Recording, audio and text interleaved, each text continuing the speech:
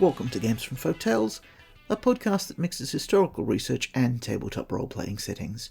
I'm your host, Timothy Ferguson.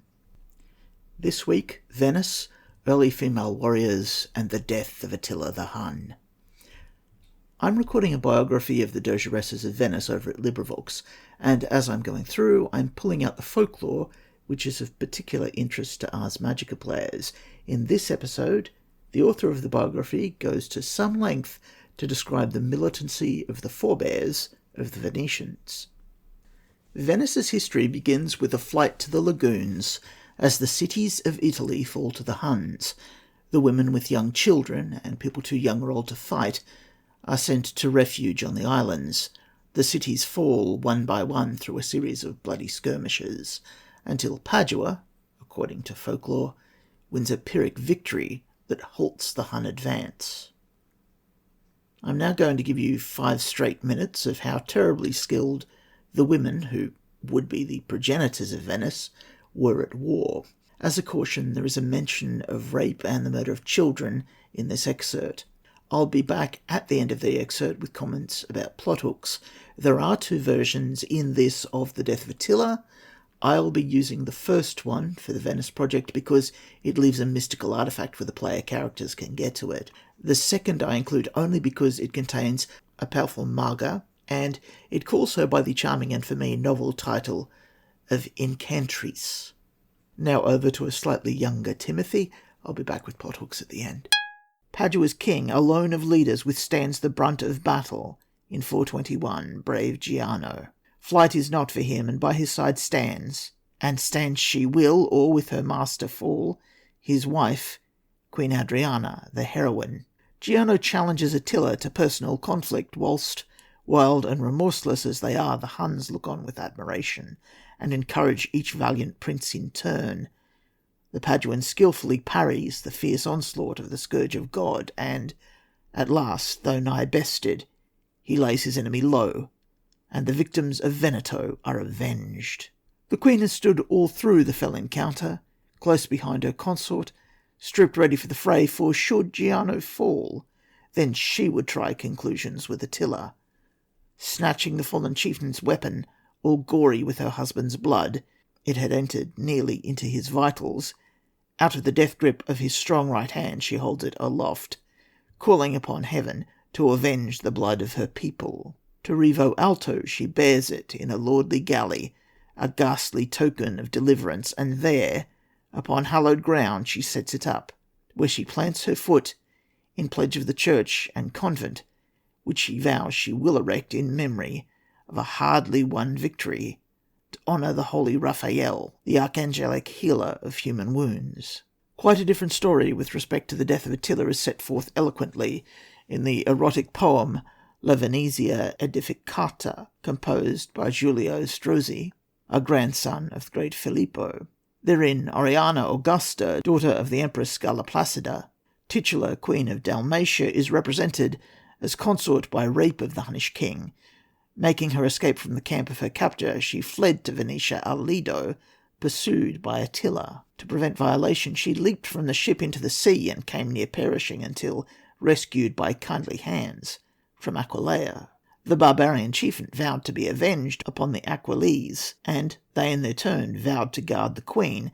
Attila had recourse to a famous fortune-teller of Aquileia, La Maga Irene, who, in consideration of a heavy bribe, consented to aid his vengeance. By woman's craft or witch's wiles, Irene contrived to set the people of Aquileia all agog with their neighbours of the littoral and at variance with one another, so that their quarrels might screen an attack by the Huns. The enchantment entirely failed in its object, for Giovanni Anafesto and Sostini Rinieri, leaders at Aquileia of rival parties, joined hands to repel the invader. Irene, by the way, had fooled them both by crossing them in love.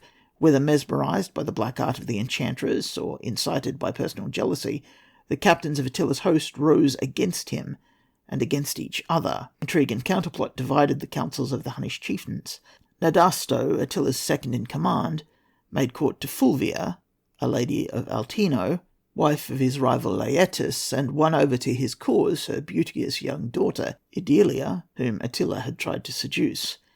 One evening, when the incantatress Irene had cast her spell upon the Hunnish leader, and Ariana, her mystic magic singer, had lulled him to slumber in his tent, and when Nadasto had bribed and rendered drunk the soldiers of his guard, Adelia stole silently through the darkness to the couch whereon Attila was heavily sleeping.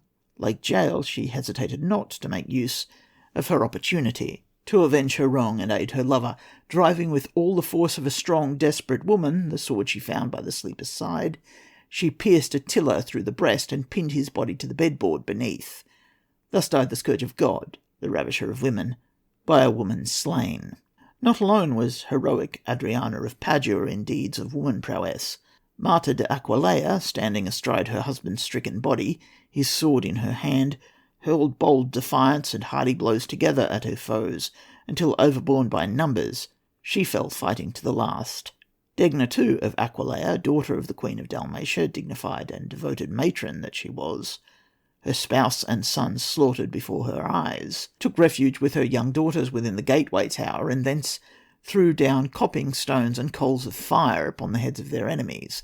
Short was that attack on women's valour, for brawny arms and hands were soon stretched out to seize the brave defenders. Degna slew her children by dashing them to the ground, and she, fearless of death, followed them to preserve their honour and hers. The skill and courage of the women of Veneto in the use of bow and arrow, and in the casting of the javelin, came to be the undoing of many a stalwart barbarian. The Huns were amazed at the heroism, no less than the beauty, of their fair opponents. These viragos had in their veins the blood of Greek heroes, and their muscles were of iron like the Romans. Noble and bold in heart were they, vigorous and graceful in form and feature, and well dowered with mental capacity and resource. Not once, but many a time, when the rope hawsers which worked the defenders' catapults gave out and the defence seemed doomed to failure, the women and girls of besieged towns cut off their tresses of strong, fine, lustrous hair, with which to weave new stout cords for the disabled machines. Plot hooks. The Sword of God. So the Sword of Attila is kept in a church dedicated to St. Michael. It's not an ordinary blade. Roman authors call it the Sword of Mars, although in Hungarian it's simply called the Sword of God. Whoever uses it is destined to conquer the earth. There is a modern sword identified with this myth. It was previously thought to be Joyeuse, the sword of Charlemagne, which is odd because, as we will later see, Charlemagne takes one of his swords and tosses it into the sea off Padua. The modern sword might once have belonged to the Arpad dynasty, who were a group of Hungarian kings that claimed to be descended from Attila. The blade is not only kept in a divine aura, which may wash out its powers, but is coated in the blood of a man who arguably died for his faith, which means he's a martyr and his blood is a relic. The saint who's overseeing the aura is, however, the Archangel Michael, who is Marshal of the host of heaven, and is the one sent by God when someone really needs to have sharp cutlery applied to their face. He could just be holding onto it until it's useful in the divine plan. Every megalomaniac in Europe probably wants it, so one of his many angelic captains may need to spend their time gently preventing the theft of the sword. Helping the endlessly patient but not omnipotent captain would, by definition, be the right thing to do. Alternatively, the player characters might want to steal it for themselves. Notes on the mysteries of Diana. I noted in a previous episode that we have the beginning of a Diana-themed mystery cult in the dress of the Dogoresses. This continues here. The women of Veneto were skilled in the bow and the javelin. Physically and mentally, they seem to meet the ideals of the Artemis cult. Finally, their hair, which I discussed in an earlier episode, seems capable of magical effects. When it's cut off, it lets them make catapult hawsers. So why not bowstrings? Is this a distant relative to the magical sacrifices we've seen before? Druids that bite through their thumbs, to the bone, through the bone, to fuel their spells. Victor plucking out their eyes and chopping off their fingers. Later we'll learn that the Venetian women are mistresses of the crossbow, and they practice shooting clay pellets in place of grebes. There is something here. It's not yet coherent enough for a mystagogic script because there are too few magical effects yet, but it's well worth marking. The magician Irene, or possibly Irene, seems to be a powerful hedge witch. She seems to be too powerful for a hedge witch. She even has the title of Major. Might she be a remnant of the cult of Mercury, which was still in its death flails at this point? Might she be from further east? The cult of Mercury, as we know, hung around in Constantinople right up until the foundation of the order, and its descendants joined the order as House Yarberton. Her illusions and spells affect emotions, and that seems to place her in the Yarbertoni mould, and her name is Greek, but perhaps she is one of the other ancestresses of the order. For example, we don't know who trained the Magus Pendule, who did not join the order but passed on his teachings concerning the magic of colour and emotion. Maybe she's part of his line of ancestry. Next week, more Venice, 2 festivals of the city that are on adjoining days that are based on love, marriage, money, and piracy. Your saga may vary.